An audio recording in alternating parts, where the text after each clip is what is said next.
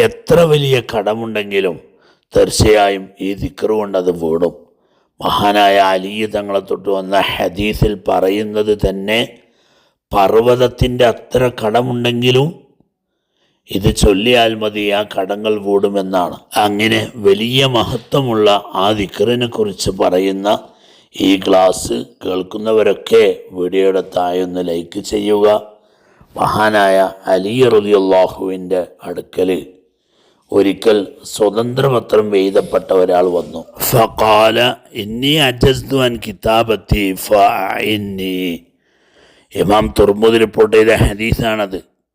തീർച്ചയായും സ്വതന്ത്രപത്രം എഴുതി അതിന് ക്യാഷ് കിട്ടാൻ കഴിയാതെ ഞാൻ അശക്തനാണ്, പ്രയാസപ്പെടുന്നുണ്ട്, എന്നെ തീർച്ചയായും നിങ്ങൾ സഹായിക്കണം. അപ്പോൾ അലി തങ്ങൾ കൊടുത്ത മറുപടി, അലാ വഅല്ലിമുക കലിമാത്തിൻ അല്ലമനീഹിന്ന റസൂലുള്ളാഹി സ്വല്ലല്ലാഹു അലൈഹി വസല്ലം ലൗ കാന അലൈക മിസ്ല ജബലിൻ ദൈനൻ അദ്ദാഹുല്ലാഹു അൻക്.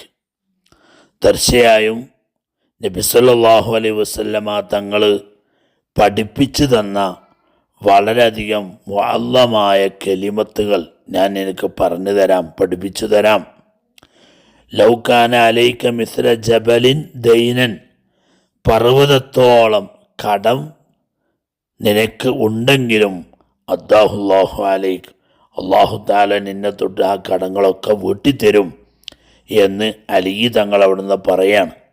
എന്നിട്ട് പറഞ്ഞു കൊടുക്കുന്ന ദിക്റ്, അല്ലാഹുമ്മ ഇക്ഫിനി ബിഹലാലിക അൻ ഹറാമിക വഅഗ്നിനി ബിഫളിക അമ്മൻ സിവാക്. അപ്പോൾ ഈ ദിക്റ് നമ്മൾ പതിവാക്കിയാൽ അല്ലാഹുമ്മ ഇക്ഫിനി ബിഹലാലിക അൻ ഹറാമിക വഅഗ്നിനി ബിഫളിക അമ്മൻ സിവാക്.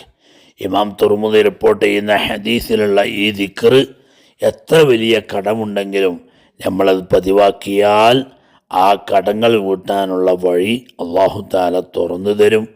പടച്ച റബ്ബ് നമ്മുടെ എല്ലാവരുടെയും എല്ലാ കടങ്ങളും പ്രയാസങ്ങളും മാറ്റിത്തരട്ടെ. ആമീൻ ആമീൻ യാ റബ്ബൽ ആലമീൻ.